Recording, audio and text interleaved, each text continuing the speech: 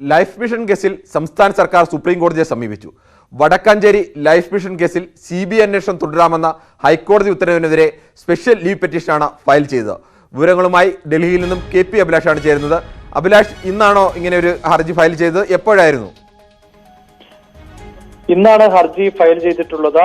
Appeal ആണ് നൽകിയിട്ടുള്ളത്. Life mission പദ്ധതിയിലെ CBI അന്വേഷണത്തിനെതിരെയാണ് കേരളം സുപ്രീം കോടതി ഇപ്പോൾ സമീപിച്ചിട്ടുള്ളത്. സംസ്ഥാന സർക്കാർ നേരത്തെ തന്നെ സുപ്രീം കോടതിയിലെ മുതിർന്ന അഭിഭാഷകരുമായി ഇതുമായി ബന്ധപ്പെട്ട നിയമോപദേശം തേടിയിരുന്നു. ക്രിമിനൽ നടപടിച്ചട്ടം 482 പ്രകാരം നൽകിയ ഹർജിയിൽ സിംഗിൾ ബെഞ്ച് വിധിക്കെതിരെ അപ്പീൽ നൽകേണ്ടത് ഹൈക്കോടതിയിലല്ല മറിച്ച് സുപ്രീം കോടതിയിലാണ് എന്നുള്ളതായിരുന്നു ഇതുമായി ബന്ധപ്പെട്ട സർക്കാരിന് ലഭിച്ച നിയമോപദേശം. ഈ ഒരു പശ്ചാത്തലത്തിലാണ് ഇപ്പോൾ സ്പെഷ്യൽ ലീവ് പെറ്റീഷൻ സുപ്രീം കോടതിയിൽ നൽകിയിട്ടുള്ളത്. നേരത്തെ ഹൈക്കോടതിയുടെ ഭാഗത്ത് നിന്ന് ലൈഫ് മിഷനുമായി ബന്ധപ്പെട്ട വിഷയത്തിൽ CBI അന്വേഷണം തുടരാമെന്ന ഉത്തരവ് വന്നിരുന്നു. ഈ ഒരു പശ്ചാത്തലത്തിലാണ് സുപ്രീം കോടതിയെ സംസ്ഥാന സർക്കാർ സമീപിച്ചിട്ടുള്ളത്. നന്ദി അഭിലാഷ്. വടക്കാഞ്ചേരി പദ്ധതിയുടെ മറവിൽ സർക്കാരും സ്വർണ്ണക്കടത്ത് പ്രതികളും ചേർന്ന കോടിക്കണക്കിന് രൂപയുടെ അഴിമതി നടത്തിയെന്ന് പ്രതിപക്ഷം. സംസ്ഥാനം കണ്ട ഏറ്റവും വലിയ കൊള്ളയാണിതെന്നും അനിൽ അക്കരെ ആരോപിച്ചു. എഗ്രിമെന്റ് കാര്യത്തിലുണ്ടായതെങ്കിൽ ആർത്തിപ്പണ്ടാരം മൂത്ത അഴിമതിയാണ് രണ്ടാമത്തെ ഘട്ടത്തിൽ ഉണ്ടായിട്ടുള്ളത്. മുഖ്യമന്ത്രിയെ പ്രതിപക്ഷത്തിന് ഭയമാണ്. അതുകൊണ്ടാണ് അദ്ദേഹത്തെ വേട്ടയാടുന്നത്. കോടതി വിധിയോടെ ആ നീക്കം പൊളിഞ്ഞെന്നും മന്ത്രി മൊയ്തീൻ മറുപടി നൽകി. പാവപ്പെട്ടവർക്ക് വീട് നൽകുന്നതിനെ എന്തിന് പ്രതിപക്ഷം എതിർക്കുന്നുവെന്ന് സർക്കാർ തിരിച്ചടിച്ചു. സർക്കാരിന് മുതൽ മുടക്കില്ലാതെ ഈ പാവപ്പെട്ട ആളുകൾക്ക് വീട് വെച്ചു കൊടുക്കുന്നതിന് ഒരു ധാരണാപത്രത്തിന്റെ അടിസ്ഥാനത്തിൽ അവർ വീട് നിർമ്മിച്ചു തരും എന്നുള്ള വ്യവസ്ഥയുടെ അടിസ്ഥാനത്തിലാണ് ഈ പദ്ധതി ആരംഭിക്കുന്നത്. അസ്വാഭാവികമായ മറ്റു നടപടികളും ഇതിൻ്റെ ഭാഗമായിട്ടുണ്ടായിട്ടില്ല. 140 ആളുകൾക്ക് വീട് കൊടുക്കുന്നതിന് വേണ്ടി ആദ്യഘട്ടത്തിൽ സ്വാഗതം ചെയ്ത MLA പിന്നെ എന്ത് കാര്യത്തിനാണ് ആ നാട്ടുകാരുടെ ഈ ഭവന പദ്ധതിയെ മുടക്കാൻ വേണ്ടി ആദ്യാവസാനം നിന്നെന്ന് അദ്ദേഹം തന്നെയാണ് പറയേണ്ടത്. ലൈഫ് പദ്ധതിക്ക് പ്രതിപക്ഷം എതിരല്ല. എന്നാൽ അതിന്റെ പേരിലെ അഴിമതി ചോദ്യം ചെയ്യാതിരിക്കാൻ കഴിയില്ലെന്ന് പ്രതിപക്ഷ നേതാവ്. പഞ്ചായത്ത് തെരഞ്ഞെടുപ്പിൽ നേരിയ വിജയമുണ്ടായതുകൊണ്ട് പിണറായി വിജയൻ സർക്കാരിന്റെ കൊള്ളയും അഴിമതിയും ഇല്ലാതായെന്നുള്ള തെറ്റിദ്ധാരണ വേണ്ട. നിങ്ങൾ ഇന്ന് അഹങ്കരിക്കുകയാണ്. ഈ അഹങ്കാരത്തിന് കേരളത്തിലെ ജനങ്ങൾ നിങ്ങൾക്ക് മറുപടി നൽകും. അടിയന്തര പ്രമേയത്തിന് അനുമതി നിഷേധിച്ചതിൽ പ്രതിഷേധിച്ച് പ്രതിപക്ഷം സഭയിൽ നിന്ന് ഇറങ്ങിപ്പോയി. ന്യൂസ് 18 തിരുവനന്തപുരം. UDF അധികാരത്തിലെത്തിയാൽ ലൈഫ് മിഷൻ പദ്ധതി പിരിച്ചുവിടുമെന്ന UDF കൺവീനർ MMS നിലപാട് തള്ളി KPCC അധ്യക്ഷൻ മുല്ലപ്പള്ളി രാമചന്ദ്രൻ. ലൈഫ് മിഷൻ ജനങ്ങൾക്ക് ഗുണം ചെയ്യുന്ന പദ്ധതിയാണ്. എന്നാൽ ലൈഫ് മിഷനിലെ അഴിമതിയാണ് പ്രതിപക്ഷം എതിർക്കുന്നുവെന്നും മുല്ലപ്പള്ളി രാമചന്ദ്രൻ കാസർഗോഡ് പറഞ്ഞു. മുല്ലപ്പള്ളിയുടെ പ്രസ്താവനയ്ക്ക് പിന്നാലെ വിശദീകരണവുമായി MMS രംഗത്ത് വന്നു. ലൈഫ് മിഷൻ പിരിച്ചുവിടുമെന്ന് പറഞ്ഞിട്ടില്ല, പദ്ധതിക്ക് പിന്നിലെ അഴിമതി ചൂണ്ടിക്കാണിക്കുകയാണ് ചെയ്തതെന്നും ഹസൻ പറഞ്ഞു. ഡൊണാൾഡ് ട്രംപിനെതിരെ ഇംപീച്ച്മെന്റ് പ്രമേയത്തിൽ US ജനപ്രതിനിധി സഭയിൽ ചർച്ച തുടങ്ങി. അല്പസമയത്തിനകം പ്രമേയം വോട്ടിനിടും. ഡെമോക്രാറ്റുകൾക്ക് ഭൂരിപക്ഷമുള്ള സഭയിൽ പ്രമേയം പാസ്സാകുമെന്ന് ഉറപ്പാണ്. വിവരങ്ങളുമായി സരുൺ A. ജോസ് ആണ് ചേരുന്നത്. എന്താണ് സരുൺ അമേരിക്കയിൽ നിന്ന് കൂടുതൽ വിവരങ്ങൾ നൽകാനുള്ളത്? കിരൺ, അമേരിക്കൻ പ്രസിഡന്റ് ഡൊണാൾഡ് ട്രംപിനെ ഇംപീച്ച് ചെയ്യാനുള്ള പ്രമേയം ഇപ്പോൾ US ജനപ്രതിനിധി സഭ ചർച്ച ചെയ്യുകയാണ്. ഈ ഡെമോക്രാറ്റുകളും അതുപോലെ തന്നെ റിപ്പബ്ലിക്കൻ പ്രതിനിധികളും ഈ ചർച്ചയിൽ പങ്കെടുക്കുന്നു. അല്പസമയത്തിനകം തന്നെ പ്രമേയം വോട്ടിടുമെന്നാണ് അറിയാൻ കഴിയുന്നത്. ഏതായാലും ഈ ട്രംപിനെതിരായ ഇംപീച്ച്മെന്റ് പ്രമേയം US ജനപ്രതിനിധി സഭയിൽ പാസ്സാകുമെന്ന് ഉറപ്പാണ്. കാരണം 435 സഭയിൽ ഡെമോക്രാറ്റുകൾക്കാണ് ഭൂരിപക്ഷം. 222 അംഗങ്ങളുടെ പിന്തുണ ഡെമോക്രാറ്റുകൾക്കുണ്ട്. കൂടാതെ റിപ്പബ്ലിക്കൻ വിഭാഗത്തിലെ റിപ്പബ്ലിക്കൻ പാർട്ടിയിലെ 5 അംഗങ്ങൾ ട്രംപിന് എതിരായി വോട്ട് ചെയ്യുമെന്ന് നേരത്തെ തന്നെ പറഞ്ഞതാണ്. അതിനാൽ തന്നെ ഈ പ്രമേയം പാസ്സാകുമെന്ന് ഉറപ്പാണ്. ഇനി വിചാരണ നടക്കേണ്ടത് സെനറ്റിലാണ്. ഈ സെനറ്റിൽ നടക്കുന്ന വിചാരണയ്ക്കനുസരിച്ചായിരിക്കും ട്രംപ് കുറ്റക്കാരനാണോ അല്ലയോ എന്ന് തീരുമാനിക്കുക. ഈ സെനറ്റിൽ 3/2 ഭൂരിപക്ഷം വേണം ട്രംപിനെതിരായ ഇംപീച്ച്മെന്റ് നടപടികൾ പൂർത്തിയാക്കാൻ. പക്ഷേ ഇപ്പോൾ നിലവിൽ ഈ സെനറ്റിൽ 2 കക്ഷികൾക്കും തുല്യ ശക്തികളാണ് സെനറ്റിൽ. അതിനാൽ തന്നെയും ഈ സെനറ്റ് കടക്കുമോ എന്ന് ഇനി കണ്ടറിയേണ്ടതുണ്ട്. കിരൺ, സെനറ്റിലേക്കുള്ള ചർച്ച എപ്പോഴാണ് നടക്കുക?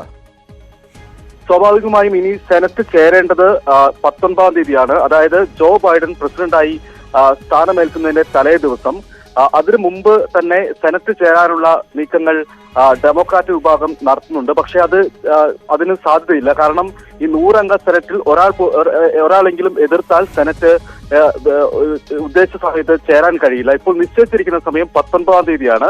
ഈ 19-ന് സെനറ്റ് ചേർന്ന് ഈ നടപടികൾ വൈകിപ്പിക്കാൻ റിപ്പബ്ലിക്കൻ പാർട്ടി അംഗങ്ങളായ അസാധാരണ നടപടികൾ റിപ്പോർട്ട് ചെയ്തത് സരുൺ എ ജോസ് ആണ്. സംസ്ഥാനത്ത് വിവിധ കേന്ദ്രങ്ങളിലേക്കുള്ള കോവിഡ് വാക്സിൻ വിതരണം ആരംഭിച്ചു. ആകെ 4,33,500 ഡോസ് വാക്സിനാണ് എത്തിയത്. ആദ്യഘട്ടമായി 133 കേന്ദ്രങ്ങളിലാണ് ശനിയാഴ്ച വാക്സിനേഷൻ ആരംഭിക്കുക. പൂനെ സിറം ഇൻസ്റ്റിറ്റ്യൂട്ട് ഓഫ് ഇന്ത്യയിൽ നിന്നുള്ള കോവിഷീൽഡ് വാക്സിനുകൾ വിമാനമാർഗമാണ് കൊച്ചി എയർപോർട്ടിലും തിരുവനന്തപുരം എയർപോർട്ടിലും എത്തിച്ചത്. കൊച്ചിയിലെത്തിച്ച 1,80,000 ഡോസ് വാക്സിനുകൾ എറണാകുളം റീജിയണൽ വാക്സിൻ സ്റ്റോറിലും 1,19,500 ഡോസ് വാക്സിനുകൾ കോഴിക്കോട്ട് റീജിയണൽ വാക്സിൻ സ്റ്റോറിലും തിരുവനന്തപുരത്ത് എത്തിച്ച 1,34,000 ഡോസ് വാക്സിനുകൾ തിരുവനന്തപുരത്തെ റീജിയണൽ വാക്സിൻ സ്റ്റോറിലും എത്തിച്ചു. 12 ബോക്സസ് ആണ് ഇപ്പോൾ നമ്മൾ ഇവിടെ റീജിയണൽ വാക്സിൻ സ്റ്റോറിന്റെ വാക്ക് ഇൻ കൂളറിലെ വെരിഫൈ ചെയ്തിട്ടെല്ലാം നമ്മളിപ്പോൾ സൂക്ഷിക്കുന്ന രീതിയിൽ നമ്മളിവിടെ സൂക്ഷിക്കുക. ശനിയാഴ്ച നമ്മുടെ 11 സെഷൻ സൈറ്റ്സിലെ നമ്മുടെ വാക്സിൻ ലോഞ്ചാണ്. അടുത്ത 2 ദിവസമുള്ളിൽ നമ്മൾ ആ കോൾഡ് ചെയിൻ പോയിന്റ്സിലെ ഡിസ്ട്രിബ്യൂട്ട് ചെയ്തിട്ട് ആ വാക്സിൻ നമ്മൾ അവിടെ എത്തിക്കാം. കോഴിക്കോട് വന്ന വാക്സിനിൽ നിന്ന് 1,200 ഡോസ് വാക്സിനുകൾ മാഹിക്ക് കൈമാറും. റീജിയണൽ സംഭരണ കേന്ദ്രങ്ങളിൽ വാക്സിൻ എത്തിയ ഉടൻ തന്നെ നടപടിക്രമങ്ങൾ പാലിച്ച് ജില്ലകളിലേക്ക് വിതരണം ചെയ്തു തുടങ്ങി. റീജിയണൽ വാക്സിൻ സ്റ്റോറിൽ നിന്നും അതത് ജില്ലാ വാക്സിൻ സ്റ്റോറുകളിലേക്കാണ് എത്തിക്കുന്നത്. അവിടെ നിന്നാണ് ബന്ധപ്പെട്ട വാക്സിനേഷൻ കേന്ദ്രങ്ങളിൽ ആവശ്യാനുസരണം വാക്സിൻ എത്തിക്കുക.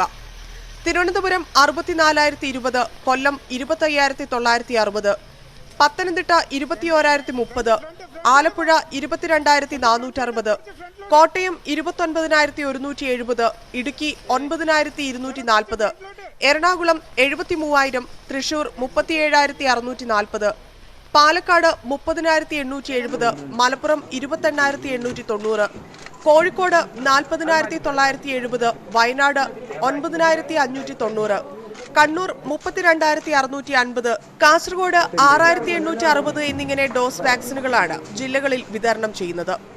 എല്ലാ കേന്ദ്രങ്ങളിലും കോവിഡ് വാക്സിനേഷനായി വിപുലമായ സംവിധാനങ്ങളാണ് സജ്ജമാക്കിയിരിക്കുന്നത്. കോവിഡ് വാക്സിനേഷനായി ഇതുവരെ 3,68,866 പേരാണ് രജിസ്റ്റർ ചെയ്തത്. സർക്കാർ മേഖലയിലെ 1,73,253 പേരും സ്വകാര്യ മേഖലയിലെ 1,95,613 പേരുമാണ് രജിസ്റ്റർ ചെയ്തിട്ടുള്ളത്. ന്യൂസ് 18 തിരുവനന്തപുരം. സംസ്ഥാനത്ത് ഇന്ന് 6,004 പേർക്ക് കോവിഡ്-19 സ്ഥിരീകരിച്ചു. 5,158 പേർക്ക് രോഗമുക്തി നേടി. കഴിഞ്ഞ 24 മണിക്കൂറിനിടെ 69,081 സാമ്പിളുകളാണ് പരിശോധിച്ചത്. 8.69 ടെസ്റ്റ് പോസിറ്റിവിറ്റി നിരക്ക്. ഇന്ന് രോഗം സ്ഥിരീകരിച്ചവരിൽ 73 പേർ സംസ്ഥാനത്തിന് പുറത്തുനിന്ന് വന്നവരാണ്. 5,401 പേർക്ക് സമ്പർക്കത്തിലൂടെയാണ് രോഗം ബാധിച്ചത്. 477 പേരുടെ സമ്പർക്ക ഉറവിടം വ്യക്തമല്ല. കഴിഞ്ഞ ദിവസങ്ങളുണ്ടായ 26 മരണങ്ങൾ കോവിഡ്-19 മൂലമാണെന്ന് ഇന്ന് സ്ഥിരീകരിച്ചു. ഇതോടെ ആകെ മരണം 3,373 53 ആരോഗ്യ പ്രവർത്തകർക്കാണ് രോഗം ബാധിച്ചത്. നിലവിൽ 427 ഹോട്ട്സ്പോട്ടുകളാണ് സംസ്ഥാനത്തുള്ളത്. കോവിഡ് സാഹചര്യത്തിൽ സർക്കാർ ഓഫീസുകളിൽ ഏർപ്പെടുത്തിയ ശനിയാഴ്ചയിലെ അവധി ഇനിയില്ല. സംസ്ഥാനത്തെ സർക്കാർ ഓഫീസുകളുടെ പ്രവർത്തനം സാധാരണ നിലയിലേക്ക് ആക്കാൻ സർക്കാർ തീരുമാനിച്ചു. ഈ ശനിയാഴ്ച പ്രവൃത്തി ദിവസമായിരിക്കും. തുടർന്നുള്ള എല്ലാ ശനിയാഴ്ചകളും പ്രവൃത്തി ദിവസമായിരിക്കുമെന്നും സർക്കാർ അറിയിച്ചു. വാളയാർ കേസ് അന്വേഷിച്ച justice PK Haneefa commission report നിയമസഭയിൽ. കേസിന്റെ അന്വേഷണ പ്രോസിക്യൂഷൻ ഘടകങ്ങൾ ഗുരുതരമായ വീഴ്ചയുണ്ടായതായി കമ്മീഷൻ റിപ്പോർട്ടിന്റെ അടിസ്ഥാനത്തിൽ സർക്കാർ സ്വീകരിച്ച നടപടികൾ വ്യക്തമാക്കുന്ന ആക്ഷൻ ടേക്കൺ റിപ്പോർട്ടും സഭയിൽ വെച്ചു. വാളയാർ കേസ് സർക്കാർ CBIക്ക് വിട്ടതിന് പിന്നാലെയാണ് ജുഡീഷ്യൽ കമ്മീഷൻ റിപ്പോർട്ട് സഭയിൽ വെച്ചത്. കേസ് അന്വേഷണത്തിലും വിചാരണാ സമയത്തിലുമുണ്ടായ വീഴ്ചകൾ എണ്ണിപ്പറഞ്ഞാണ് റിപ്പോർട്ട്. അന്വേഷണ ഉദ്യോഗസ്ഥനും വാളയാർ സ്റ്റേഷനിലെ SIയുമായിരുന്ന PC ചാക്കോയുടെ ഭാഗത്തു നിന്നുണ്ടായത് മാപ്പർഹിക്കാത്ത അന്യായമാണെന്നാണ് കമ്മീഷൻ പറയുന്നത്. മൂത്ത പെൺകുട്ടിയെ ബന്ധുവും പ്രതിയുമായ മധു ലൈംഗികമായി ദുരുപയോഗം ചെയ്യുന്നത് കണ്ടെന്ന അമ്മയുടെ മൊഴി ചാക്കോ രേഖപ്പെടുത്തിയില്ല. ഇളയ പെൺകുട്ടി വീട്ടിൽ സുരക്ഷിതയല്ലെന്ന കാര്യം മനസ്സിലാക്കിയിട്ടും സംരക്ഷണം ഏർപ്പെടുത്തിയില്ല. മൂത്ത പെൺകുട്ടിയുടെ വസ്ത്രം കസ്റ്റഡിയിൽ എടുക്കുന്നതിൽ ചാക്കോ കാലതാമസം വരുത്തി. പ്രതികൾക്കെതിരായ തെളിവുകൾ ശേഖരിക്കുന്നതിലും പിഴവുണ്ടായി. ഡിവൈഎസ്പി സോജന്റെ ഭാഗത്തും വീഴ്ചയുണ്ടായെന്ന് റിപ്പോർട്ട് വ്യക്തമാക്കുന്നു. പ്രോസിക്യൂട്ടർമാരായ ലതാ ജയരാജന്റെയും ജലജ മാധവന്റെയും പേരെടുത്ത് പറഞ്ഞാണ് വിമർശനം. പെൺകുട്ടികളുടെ അച്ഛന്റെയും അമ്മയുടെയും മൊഴികൾ തെളിവായി ഹാജരാക്കിയില്ല. അന്വേഷണ ഉദ്യോഗസ്ഥന്റെ കൃത്രിമം തെളിയിക്കുന്നതിലും വീഴ്ചയുണ്ടായി. കുറ്റം തെളിയിക്കാൻ ആവശ്യമായ തെളിവുകൾ ഇല്ലെന്ന് ബോധ്യപ്പെട്ടിട്ടും തുടരന്വേഷണത്തിന് നടപടിയെടുത്തില്ല. ലതാ ജയരാജന്റെയും ജലജ മാധവന്റെയും വീഴ്ചകളെ നിന്ദാർഹ്യമെന്നാണ് കമ്മീഷൻ വിശേഷിപ്പിക്കുന്നത്. ഇവർ ഇരുവരെയും ഇനി പ്രോസിക്യൂട്ടർമാരാക്കില്ലെന്ന് ആക്ഷൻ ടേക്കൺ റിപ്പോർട്ടിൽ സർക്കാർ വ്യക്തമാക്കി. ഇത്തരം കേസുകളിൽ അന്തിമ റിപ്പോർട്ട് സമർപ്പിക്കും മുമ്പ് മുതിർന്ന അഭിഭാഷകരുടെ നിയമോപദേശം തേടും. PC ചാക്കോയെ സ്ഥിരമായി അന്വേഷണ ചുമതലയിൽ നിന്നൊഴിവാക്കി. മറ്റുദ്യോഗസ്ഥർ വീഴ്ച വരുത്തിയിട്ടുണ്ടോ എന്ന് പരിശോധിക്കാൻ IGയെ ചുമതലപ്പെടുത്തിയെന്നും സർക്കാർ. ന്യൂസ് 18 തിരുവനന്തപുരം.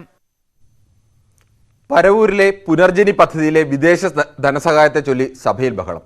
VD സതീശൻ സാമ്പത്തിക സഹായം അഭ്യർത്ഥിച്ചതിന് തെളിവുണ്ടെന്ന് ഭരണപക്ഷം. 1 രൂപ പോലും സഹായം സ്വീകരിച്ചിട്ടില്ലെന്ന് സതീശൻ. ചട്ടവിരുദ്ധമായി സതീശന് സഭയിൽ സംസാരിക്കാൻ അവസരം നൽകിയെന്ന് ആരോപിച്ച സ്പീക്കർക്കെതിരെയും ഭരണപക്ഷം പ്രതിഷേധിച്ചു. പ്രതിപക്ഷ നേതാക്കൾക്കെതിരെയുള്ള അഴിമതി ആരോപണങ്ങൾ സജീവമായി നിർത്താൻ ഇന്നും ഭരണപക്ഷം ശ്രദ്ധിച്ചു.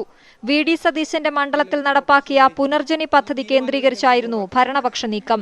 TV രാജേഷാണ് ഇന്ന് ആദ്യം ആരോപണം ഉന്നയിച്ചത്. അതെ, 200 വീട് വെച്ചു, ബർമിംഗ്ഹാമിൽ പോയി പണം പിരിച്ചു. ഏത് അക്കൗണ്ടിലേക്കാണ് പണം വന്നത്? എങ്ങനെ ചെലവഴിച്ചു? ആരാണ് കോർഡിനേറ്റ് ചെയ്തത്? ആരാണ് കരാർ ഏറ്റെടുത്തത്?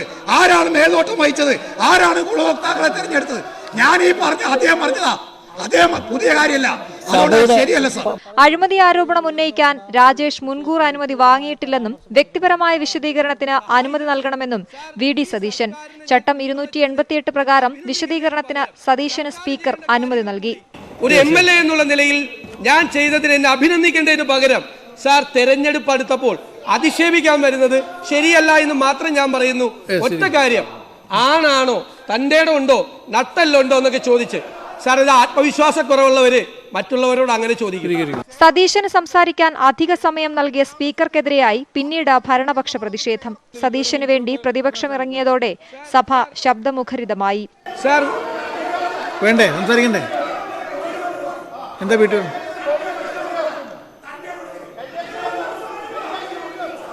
സതീശൻ സാമ്പത്തിക സഹായം ചോദിക്കുന്നതിന് തെളിവുണ്ടെന്ന് M സ്വരാജ് പറഞ്ഞു. ആണാണെങ്കിൽ സ്വരാജിന്റെ വെല്ലുവിളി സതീശൻ ഏറ്റെടുക്കണമെന്ന TV രാജേഷിന്റെ പരാമർശവും പ്രതിഷേധത്തിനിടയാക്കി. ഇത് സ്ത്രീ പുരുഷ സമത്വത്തിന് എതിരെന്നായിരുന്നു ഷാനിമോളുടെ വിമർശനം. ന്യൂസ് 18 തിരുവനന്തപുരം. വിവിധ പദ്ധതികൾക്കായി അധിക വായ്പ എടുക്കാൻ കേരളത്തിന് അനുമതി. 2373 കോടി രൂപ അധിക വായ്പ എടുക്കാനാണ് കേന്ദ്ര സർക്കാർ അനുമതി നൽകിയത്. വ്യവസായ സൗഹൃദ പ്രവർത്തനങ്ങളെ മികവ് മാനിച്ചാണ് ഈ അനുമതി നൽകിയത്. കേരളം ഉൾപ്പെടെ 8 സംസ്ഥാനങ്ങൾക്കാണ് കേന്ദ്ര ധനമന്ത്രാലയം അധിക വായ്പയ്ക്ക് അനുമതി നൽകിയത്. ആന്ധ്രാപ്രദേശ്, കർണാടക, മധ്യപ്രദേശ്, ഒഡീഷ, രാജസ്ഥാൻ, തമിഴ്നാട്, തെലങ്കാന സംസ്ഥാനങ്ങൾക്കും ഇതേ അനുമതി നൽകിയിട്ടുണ്ട്. 8 സംസ്ഥാനങ്ങൾക്ക് ആകെ 23,149 കോടി രൂപ അധിക വായ്പ എടുക്കാനുള്ള അനുമതിയാണ് നൽകിയത്. UDF അധികാരത്തിലെത്തിയാൽ സാധാരണക്കാരുടെ അക്കൗണ്ടിൽ പ്രതിമാസം 6000 രൂപ ഉറപ്പുവരുത്തുമെന്ന് പ്രതിപക്ഷ നേതാവ് രമേശ് ചെന്നിത്തല. റബ്ബറിന്റെ താങ്ങുവില 250 രൂപയായി വർദ്ധിപ്പിക്കും. തൊഴിലുറപ്പ് പദ്ധതിയുടെ വേതനം വർദ്ധിപ്പിക്കുമെന്നും UDF പ്രഖ്യാപിച്ചു. സംശുദ്ധം സദ്ഭരണം എന്ന പേരിലായിരിക്കും UDF പ്രകടന പത്രിക പുറത്തിറക്കുകയെന്നും പ്രതിപക്ഷ നേതാവ് വ്യക്തമാക്കി. സമസ്തയെ നിയന്ത്രിക്കാൻ ഒരു രാഷ്ട്രീയ പാർട്ടിയും വരേണ്ടത് പ്രസിഡന്റ് ജിഫ്രി മുത്തുക്കോയ തങ്ങൾ. ലീഗ് ലീഗിനെയും സമസ്തയെയും നിയന്ത്രിക്കും. സർക്കാരും രാഷ്ട്രീയ പാർട്ടികളും സമസ്തയെ ക്ഷണിച്ചാൽ ഇനിയും പോകുമെന്നും മുഷാവറ യോഗത്തിന് ശേഷം ജിഫ്രി മുത്തുക്കോയ തങ്ങൾ വ്യക്തമാക്കി. അതേസമയം മുസ്ലിം ലീഗ് നേതാവും വിദ്യാഭ്യാസ ബോർഡ് നിർവാഹക സമിതി അംഗവുമായ മായിൻ ഹാജിക്കെതിരെ സമസ്ത അന്വേഷണ കമ്മീഷനെ വെച്ചു. ഇതുവരെ കണ്ടിട്ടില്ലാത്ത മഹാമാരിയുടെ കാലഘട്ടത്തിലൂടെയാണ് നമ്മൾ കടന്നു പോകുന്നത്. വാക്സിനേഷനിലൂടെ കോവിഡിനെ ഒറ്റക്കെട്ടായി ചെറുക്കാനുള്ള തയ്യാറെടുപ്പിലാണ് രാജ്യം. സഞ്ജീവനി ക്യാമ്പയിനിലൂടെ നെറ്റ്വർക്ക് 18 ഈ പോരാട്ടത്തിൽ നിങ്ങൾക്കൊപ്പം ചേരുന്നു. ഒരാൾ സുരക്ഷിതനല്ലെങ്കിൽ ആരും സുരക്ഷിതരല്ല എന്നതാണ് സഞ്ജീവനി ക്യാമ്പയിന്റെ ആപ്തവാക്യം.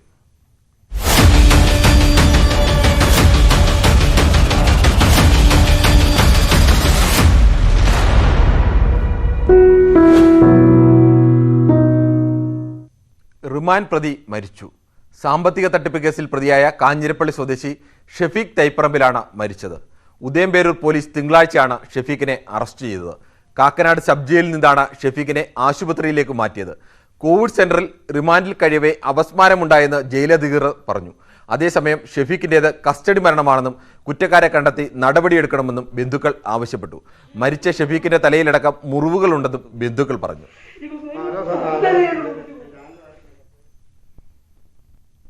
ശബരിമലയിൽ നാളെ മകരവിളക്ക്.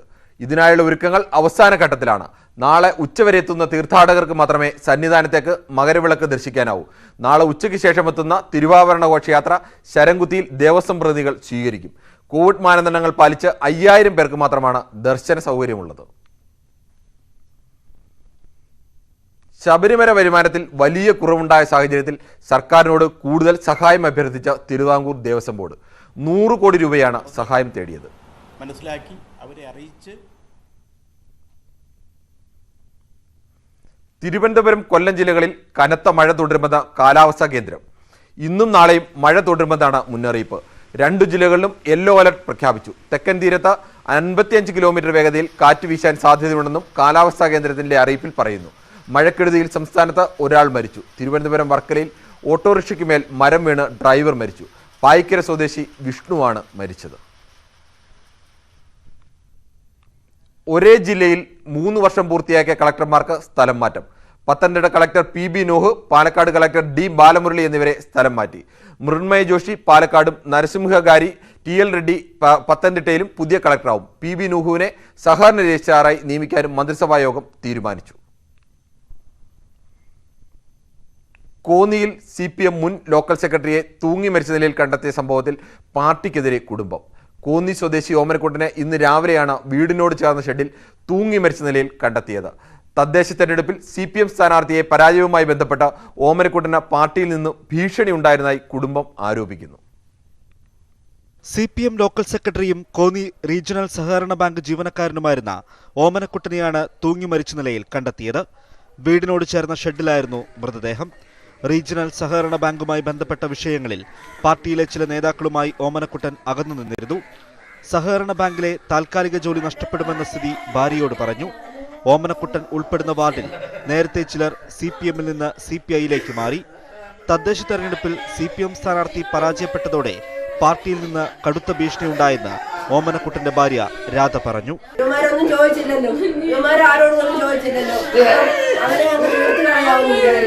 അവിടെ ഏറ്റവും വലിയ സംഘടന പെൻഷൻ കൊടുത്തോണ്ടിരുന്നത്